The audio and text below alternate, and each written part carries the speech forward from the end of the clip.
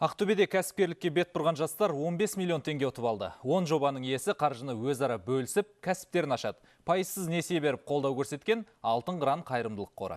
Қазақстан ұлттық кәсіпкерлер палатасы мен Атамекен стартап қоғамдық қоры ұйымдастырған байқауға 370 ақтөбелік жас қатысты. Олар 3 күн бойы бизнес жобаларын қорғап, ірі кәсіпорын басшыларынан тегін кеңес алды.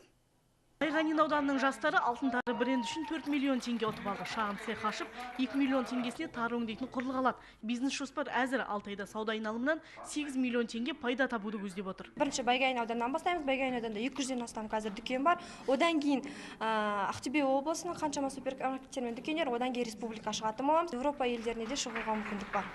2 миллион теңге Мәртөк ауданындағы Жайсан көпсалалы колледжіне тиді. Ауыл шаруашылығы саласында білім алатын студенттер тәжірибе кезінде тауық пен қой өсіреді. Жылыжай салуды жоспарлап отыр.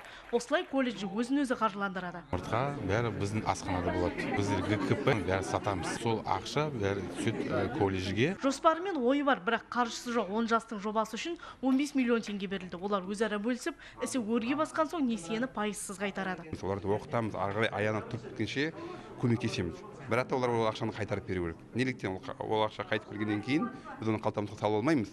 Ол екінші рет басқа жастарға барады. 20 қалада өткен Атамекен стартап жобасы Ақтөбеде мәреге жетті. Оған 370 жас қатысып, әр саланы қамтыған тың идеялармен бөлісті. Мұндай жастарды қолдау үшін ақтөбелік кәсіпкерлер келер жылы байқауға 150 миллион теңге жүлде тікпекші. Әлия Таласова, Бақытжан Едігеев, Қазақстан ұлттық телеарнасы, Ақтөбе.